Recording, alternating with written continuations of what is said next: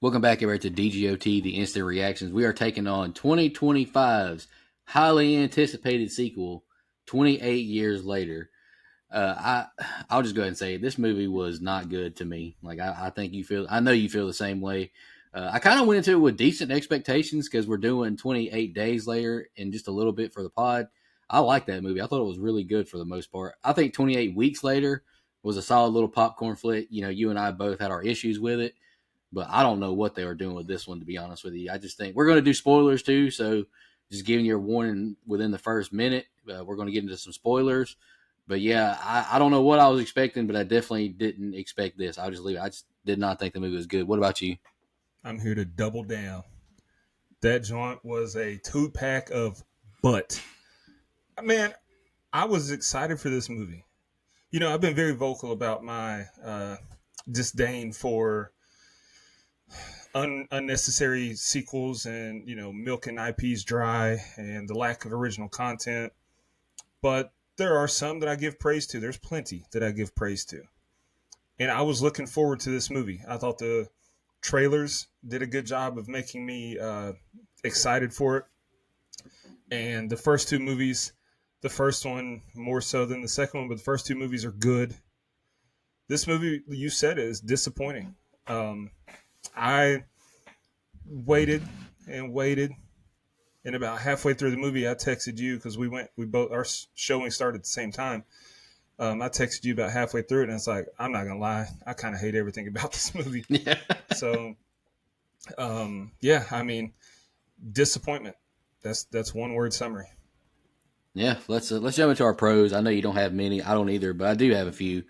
I thought it was interesting how the movie was made. You know, you've seen the pictures with all the iPhone 15s. I think they used, and you could tell. And then you can say if you like it or dislike it, but I thought it was an interesting choice to use iPhones to make a movie. I think that can be inspirational, honestly, to filmmakers out there. Hey, all you need is your phone if you know how to edit. You know, do some sound stuff. You can make a movie. So that's inspirational to me. I think you can do something with that. Considering you're getting Danny Boyle and Alex Garland, Mm. major IP, making a movie with iPhones. Hey, that's inspirational. I thought it looked pretty good for the most part too. I liked some of the shots. I thought the beginning wasn't terrible. Like, what's the I know the young boy's name is Spike, but what is Jamie? I Jamie, thought, pull that up. yeah, Jamie, pull that up. You know, Aaron Taylor Johnson. We saw him in Nosferatu. I thought he was fine. I thought their little expedition. All they were doing was like just going zombie killing. Like, that's in one of my qualms, but I enjoyed their interaction. Like, he's trying to teach his son to be a man, be a warrior, basically. To in case stuff comes to their secluded city, and we need you to be prepared because your mom's sick and all that. So I get that. I enjoyed it. I thought there were some good chase scenes too. Like, I did enjoy some of the chase scenes in the beginning. Uh, Ray Fiennes, he was a good actor on screen when we finally got Go, to him. go. I mean, yeah, he's a good actor. Like, we've seen him in a few movies already. Uh, I thought some of the kills were interesting. I think you know what I'm talking about, like the alphas. So I'm going to touch on there being alphas and them getting You want to touch pregnant. the And alpha? no, I'm not Plenty going to, to touch. I'm going to plenty touch to on. touch, I'm brother. going to touch on the subject of there being alphas. But I like the kills, like when the alpha like ripped the heads off and the spine was attached, and Yeah. he like killed another soldier with the spine. Like, I thought that was cool too, because you can hate on Terrifier and hate on these other movies, but in a violent nature, those kind of movies have made you step up your kills in horror movies. So I appreciated that. And just off the top of my dome, that's pretty much the only positives I can think of right now. What about you? My biggest pro was when the end credits rolled. No, I'm just kidding. It felt like the movie wouldn't end though. It really did. So I like the concept, and what I mean by that is I do like this is a secluded island, but island town, but there might come a time where you have to go mainland, so you have to know how to protect yourself. There might be a time where if it's low tide, one of these gets across. You got to know how to kill them. And I like the dad told the son, the more you kill, the easier it gets. So do it. And so I like that aspect of it. And I also like the idea. I think we disagree here.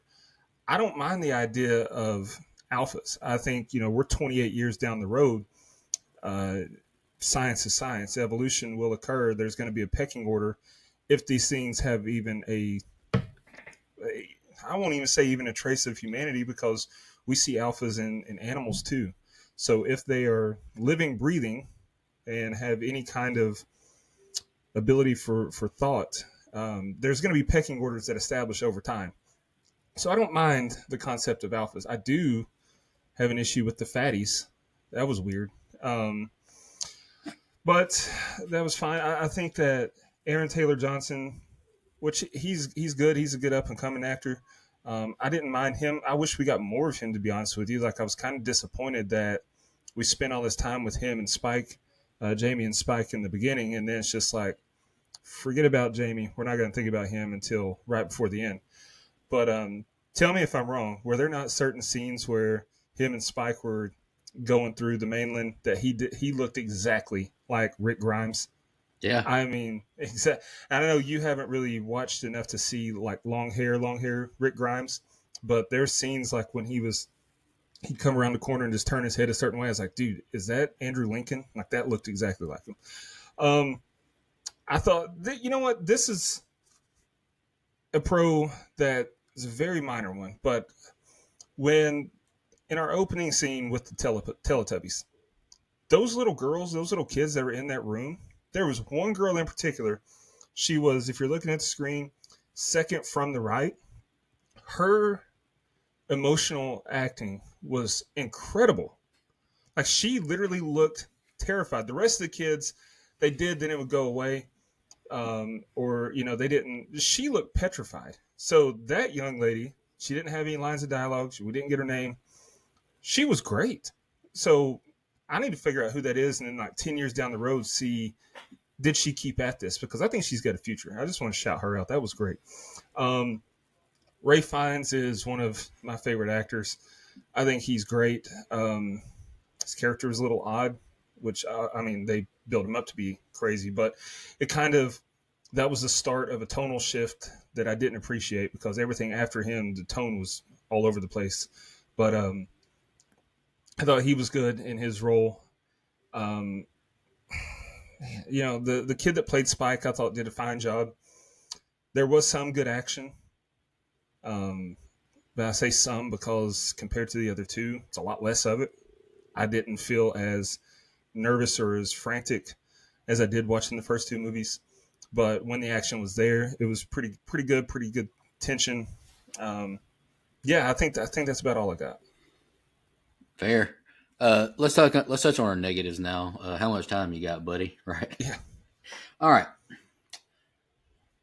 What is Spike's real name in real life? Alfie Williams. He's a fine little young actor. Yeah. Hated his character. Ignored the crap out of me. Like, I know you're a little kid, but like, you're like, I don't know. He gave me Carl Grimes vibes.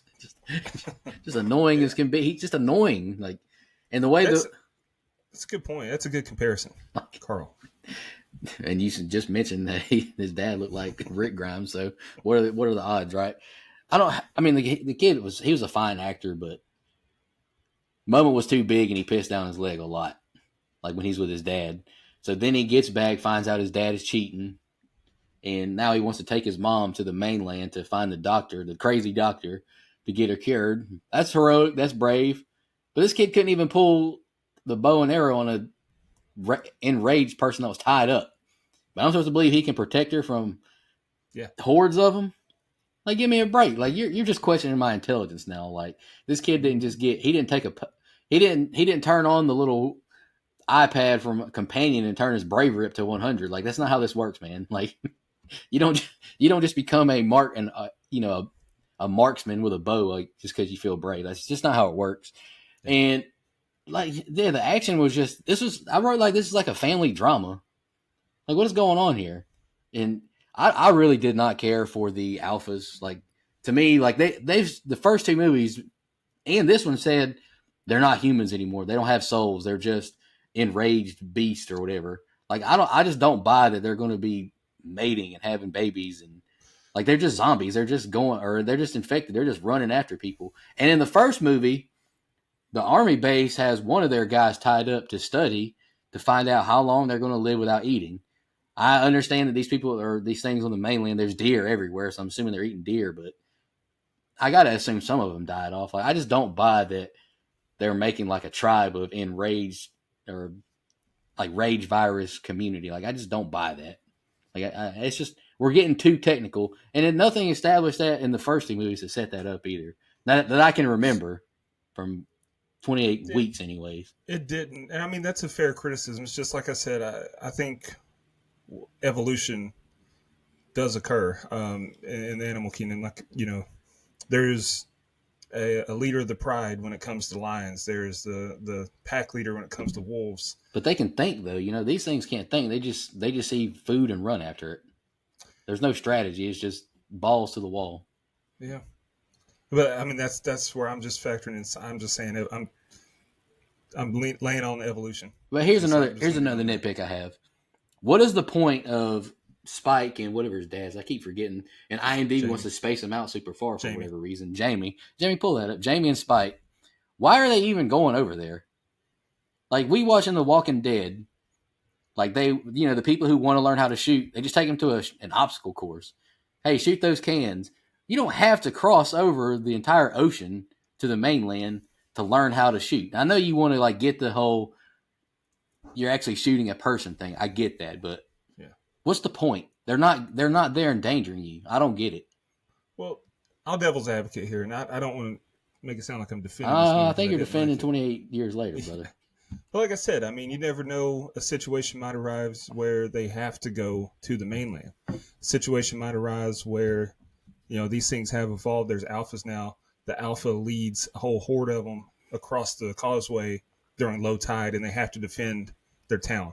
So, and I think that you definitely get more experience, more valuable experience anyway, from shooting a live moving target than a stationary object. So I think I don't have an issue with that, but I can understand why you do. Was it? It's another Walking Dead thing. It's kind of like Andrea. She couldn't shoot a gun, and then she locks in, and she's a marksman out of nowhere. Yeah. We know you're a big Andrea fan, then. Yeah. I know that Jamie and Spike wish they had Herschel's cheat code for ammo, though. Yeah, they ran out of arrows. Yeah, the cheat.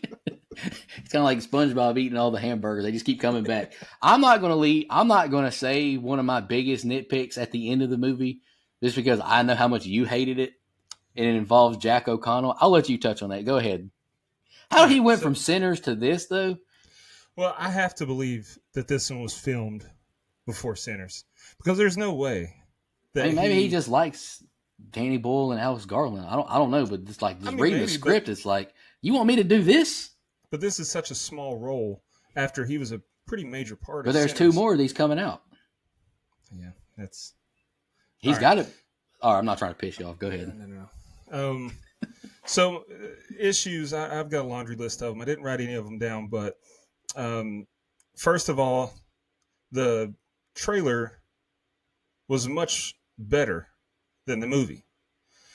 The trailer made me think that it's going to be, balls to the wall action from start to finish. And we quite frankly didn't get that. And the trailer also made it seem like that 7, 12, 39, 24 the day before, whatever that was. I thought that was going to come into play in the movie, but we just heard it and it didn't affect anything. Like, it wasn't an actual woman's voice. It was just a soundbite that they used. And the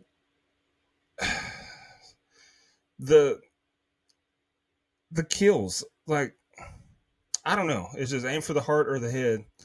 And it seemed like they were much easier to get rid of in this movie. Granted, it is 28 years later, so maybe they figured things out by now. But also the whole side plot of, okay, I got to sneak my mom off this island. Let me start a fire. And I know they have that rule and they established it. Like, if you go, we're not coming after you. You have to come back. We're not going to go looking for you. But I just have a hard time believing that Jamie would have been like, well, him and his mama are gone. Oh, well. I think he would have went after him. And just the whole, Carl's a perfect analogy, because Carl was always one of those, like, thinks he's more grown than he is. But Carl always had someone to bail him out. Spike had people bail him out, but not in the same way. Like, he matured and stepped up way too quickly for me. Like you said, he couldn't even draw on one that was tied up, and now all of a sudden he's headshots. No, and then he aged like 12 years at the end when he's like, I'm gonna drop this baby off and now I'll get a head out on my own to find myself. Nah, bro, no. After what you just said, that kid would be scarred and scared to death. He would be rushing back to that village. Um, I hated. I think this might be my biggest issue, so I'm gonna get it out of the way. The group that the jumpsuit brigade at the end, the parkour posse. Why? Why did they fly through the air like Power Rangers? That's exactly like the camera angles, and then we're underneath and we see them fly across the top of the camera and do flips and stuff. That was an episode of Power Rangers. Why? That there was a guy sitting 2 seats down to my left who threw his hands up like, "What?" when that happened, and I said out loud, I was like, "You got to be kidding me!" And I was just shaking my head. I hated everything about that, and I hate that it. Which you already said, there's more of these coming out. I hate that. The other two movies, you could see a sequel, but it wasn't like, here's what the sequel's going to be. This one is like, hey, you're invested in this kid now, and we introduced this cool group that's wearing gold chains in a post-apocalyptic world for some reason. Yeah, you want them, right? So we're going to give you more movies. I don't want that. I don't. This movie sucked. I know I said some other negatives to you, but this movie had 100% on Rotten Tomatoes for a while. How? I don't know. And then, okay, this is a big one. So you mentioned that you had an issues with the alphas. I don't have an issue with alphas necessarily existing. I have an issue with the alphas mating. Oh, yeah. Like, that's animalistic instinct, sure. But that's not even my biggest issue. If they're going to reproduce, they're going to reproduce whatever. I have an issue with Isla rescuing this baby and like helping the mother through childbirth. Like, give me a break. I hated everything about that scene. And that whole scene from the start, because how did Isla get so far ahead of Spike and the Swedish army guy? Like, they were 5 feet between them when they started walking. And then she's like, oh, where'd she go? She's a mile up the road. No. And there was, so when the army, I don't know his name. What was his name? I can't remember. But the Swedish army guy, when he got, saw it coming a mile away. Like, he keeps backpedaling, backstepping. Yep. And it's like, okay, something's going to grab down and get him. Yep, it happened. And that happened multiple times where I feel like it was supposed to be this shock, but it was telegraphed. He was Eric. Eric, that's right. And, and another negative that this might sound stupid, but that baby wasn't the only 2 baby arms that we saw in the movie. Sorry. We didn't need that much focus on Samson's hammer.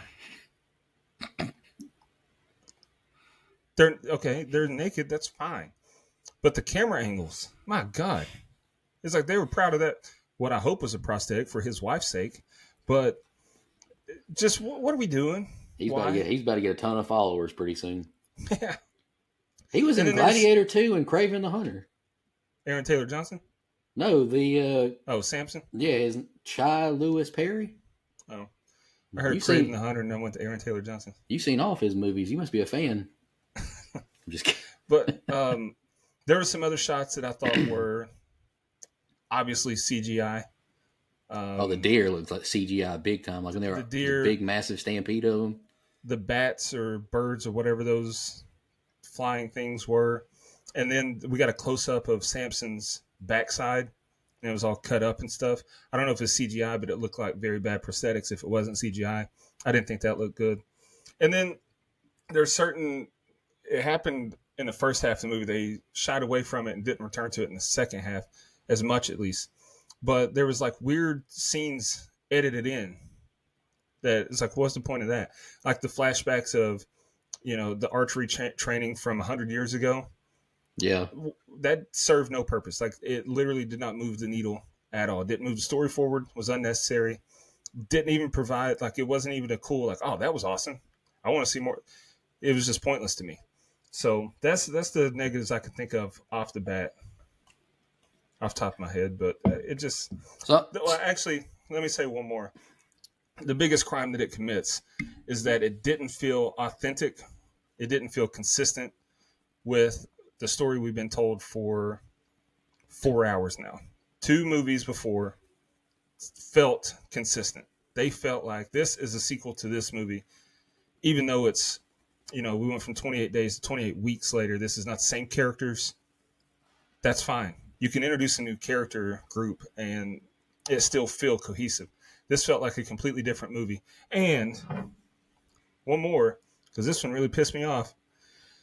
This movie didn't have In the House in a Heartbeat, the theme from this franchise, the iconic theme song that we've heard in the first two movies, was not in this movie at all. And that pissed me off because that's a great, great song.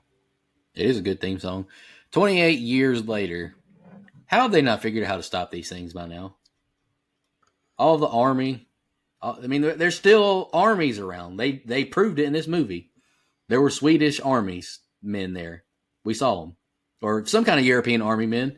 The rest of the world still has to have army. Like, how have they not stopped these people yet? Especially since And they got machine guns, Yeah, they did contain it in 28 weeks later. It broke back out, but they had everything under control. So it seems like it would be easier to contain the second go around. It breaks back out like, okay, we made these mistakes. Let's full force ahead, show of power. Let's contain it and not let this happen again. Now we're 28 years later, and it looks like the world is worse off than it was in 28 days later. Yeah, this looks like ancient times. Yeah, you could have kind of thought that until you saw the soldiers with their modern guns and the dude's iPhone. But now I will say there was some comedy that made me laugh. Whenever that soldier showed his girlfriend and Spike was like, "What's wrong with her face?" That was funny. That was funny. There's this girl on the island, and when she eats shellfish, that was funny. That was funny. It made me laugh. There was this old black dude sitting like 4 seats away from me. He was dying. Like he had that old man laugh going. That scene was funny. I'll give them credit for that. And we see in 28 days later, very emotional scene. It's annoying. I'll go ahead and spoil that for you. Where the dad, Brendan Gleeson's character, he messes with this crow that's biting on this infected person above him, and a little bit of blood drips in his eye, and he becomes infected. I'm supposed to believe that this soldier shooting that pregnant lady doesn't get any blood on the two in front of him? If you shoot someone, blood is going to fly. Well, and we saw blood fly when Spike used his bow to shoot the one that was coming up behind his mama. It splattered on her forehead. Yeah, and she just wiped it off. I thought they were planting seeds. Like, this is going to happen again. Like, this is going to come back and play. But that's a good point. He opened fire with a machine gun, shredded it. No, yeah, and I have to assume is it named Isla? Isla. She has cancer. She has moments of like almost like dementia, kind of, where she kind of like forgets who she is, where she is. She's fallen. They're sleeping on concrete. Blah blah blah. When she delivers this baby, I'm not supposed to believe she might not have some scratches on her hands from going through the nature, and through the forest, through these ancient ruins or whatever they are now. I don't know, and I'm just not really buying that the baby's not infected either. The magic of the placenta. That's what Dr. Kelson said. Yeah, but I mean, if there are a lot of viruses or diseases that pass on because the mother had it, Yeah. I mean, I don't know. They're just trying to make me believe whatever they want me to believe, and I don't know. It was egregious. The gunshot that close and no blood sprayed on them, especially because there was a lot of gunshots too. It wasn't just one; it was a spray. Yeah, there's 3 people there. Let's say let's say Isla and Spike have the wherewithal to be like, "Oh, blood's flying. Let me close my mouth, close my eyes to protect myself." That baby ain't gonna have the wherewithal to do that. That baby's mouth and eyes are open. So I agree. And the whole let's shoehorn a baby in to get people's emotions involved. That didn't work for me, brother, because I would have killed that thing right on sight. I ain't taking the chance. That thing was infected. I don't care. Oh, it's not infected. It's a baby. Its mother and father are infected. It's probably infected. Whether or not it's infected or not, it's still a burden. Yeah, Like, well, yeah, that too. especially if it's not yours. It's not The man, your baby. yeah, Rick Grimes.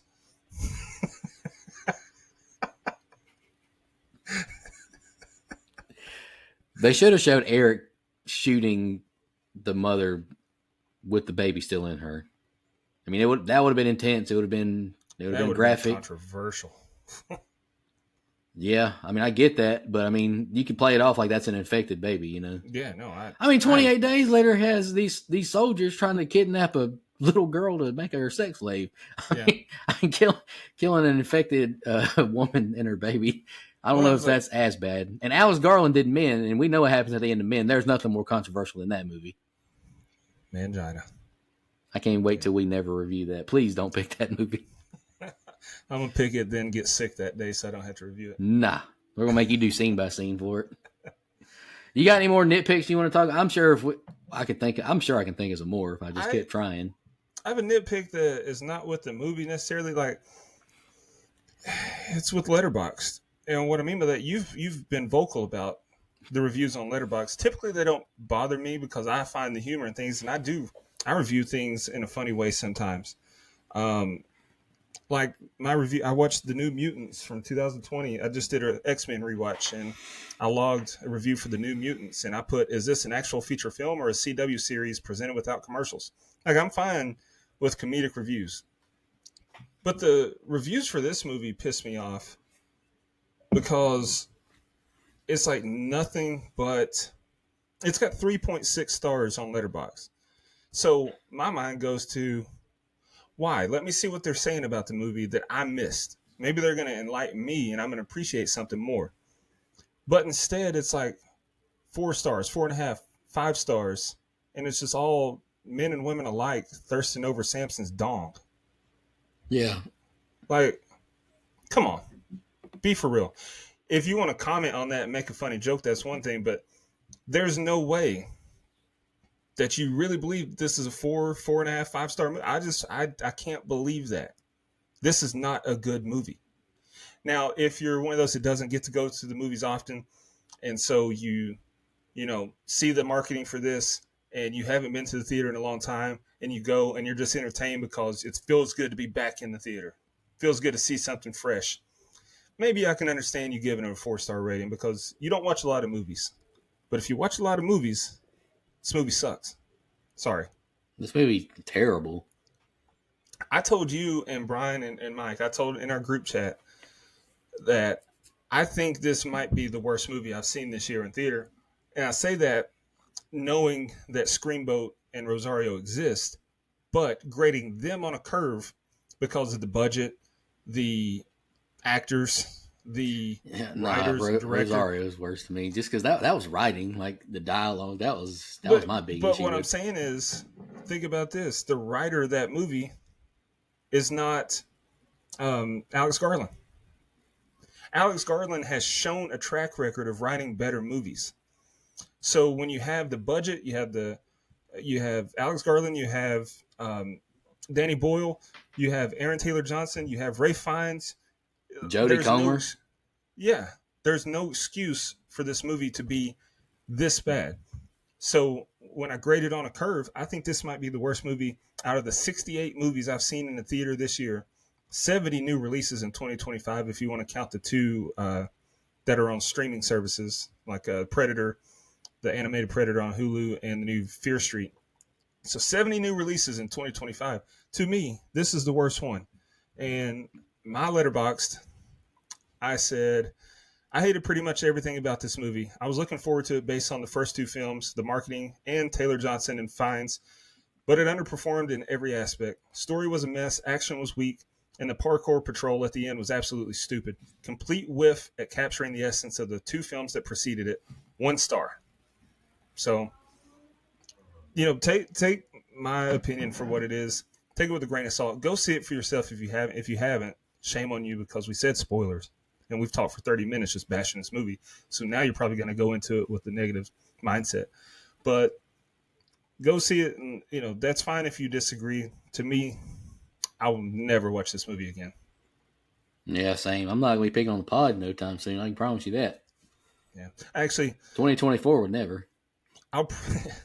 I'll I'll probably buy this movie and own it just so I can have, all the movies in the franchise. I got the first two on Blu-ray, but this might be one of those that stays in the wrapper. Just like I've got it, but nah. That's a flex, low key, because you can't find 28 Days Later on Blu-ray anymore. They don't make it. What can I say? He's a physical media collector from way back. I rescanned in all my physical media into the app that I've got that sorts them and alphabetizes them so that I could rearrange them. And I think it's like 1,200 movies. Dude, I need that app. I got to do that because It's a good app. I've bought the same movie twice before. I'm like, fuck. Yeah, that's the reason I have this app, is to keep from doing that. I be forgetting what I have. I got like 1,200 movies, Blu-rays and DVDs, and then I've also started my VHS collection now. I've got 4 movies in the VHS collection. They're the most random 4 movies: Field of Dreams, Independence Day, Scream 2, and Titanic. I have two VHSs. I have The Ring, which is pretty cool. That's and cool. I got Jurassic Park. And I only bought Jurassic Park to get it signed by B.D. Wong, Ariana Richards, and Joseph Mazzello. I got all of them to sign it. So it's a pretty cool piece. I like it. You got to get Jeff Goldblum to autograph it. Dude, I would, but he only does like a few conventions. And it's always the really big conventions. Yeah, he's the man. I can't imagine what his autograph price is. It's easily over $100, probably $150. William Shatner's was like $150 10 years ago, and that's William Shatner. To me, I know William Shatner's big because of Star Trek. Everyone, a lot of people love Star Trek, but to me, Jeff Goldblum is more prestigious. Yeah, he's Jeff Goldblum. Yeah, he's Jeff Goldblum. No, I feel you, man. I mean, hell, I'm meeting Danny, or I'm not going to meet him, but Danny Elfman is at the composer for like Beetlejuice and Batman and all that. Yeah, he's going to be at Spooky Empire this weekend. And he's $180 for a premium autograph, so not an 8x10. Like, are you? I get that. I know that might be a shock for me to say, but I get that. He's the man. I know he's a good composer. I get that, but 180?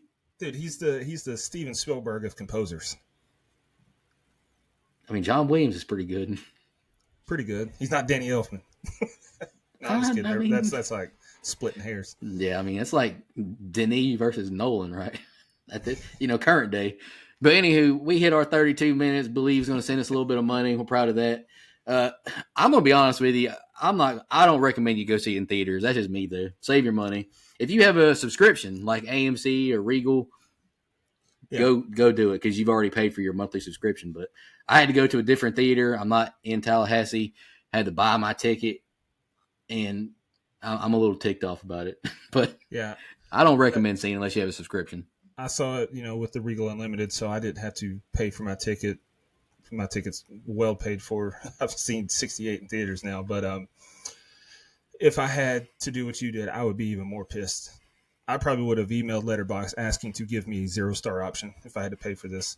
But Brian was going to go see this movie tomorrow. We talked him out of it. And we talked him out of it. And I honestly feel bad about that, because if you're looking forward to something, don't let my opinion, change your mind. Go see it for yourself, form your own opinion. But he's going to go see Mission Impossible: The Final Reckoning instead. I was like, oh, that's a better choice. Anyway, that movie's phenomenal. The polar opposites of this movie. Yeah, but he likes Lost Boys too, and we both hated it. But that's true. And that's it. I mean, I'm not saying that as a slight. I'm not saying that as a slight. It's just people have different opinions on stuff. So maybe he watches it and likes it, and that's fine if you like it. I just don't like it. Yeah, I think if this was the first movie, like if 28 Days and 28 Weeks didn't exist, I think this was an okay movie. Probably. I'd still think it's pretty bad. I think it was pretty bad, but I think it was okay.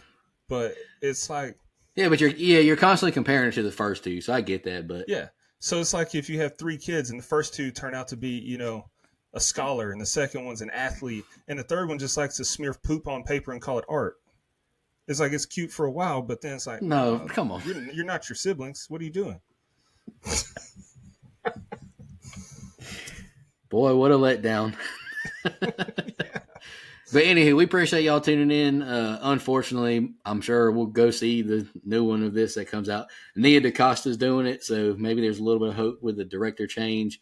But if and Cillian Murphy's supposed to be in the next one, who knows what the heck that's going to be about? Well, you tell me that wasn't him in this one?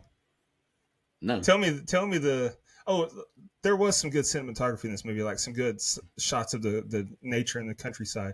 Oh But yeah, look good. when they're in that flower field, that filled with the yellow flowers, and that one pops up behind Isla, that didn't look like a zombie Cillian Murphy. Well, that was the thing. Whenever they first released that image, everybody's like, "That's Cillian Murphy." I know. I saw. I can't remember if it was a tweet or a TikTok about it. They were like, "I wonder what Cillian Murphy thought about that those 2 days." Whenever everybody thought that was him. Yeah. But he executive produced on this movie, so I don't know if he just did it just to put his name on it or whatever. But Get that money, bro. Yeah, get that money. This movie gave me some Quiet Place vibes too, like with the kid trying to be a hero, deaf kid trying to be a hero in the second one. Yeah. I don't know. Anywho, we appreciate y'all tuning in. Believe, send us that money.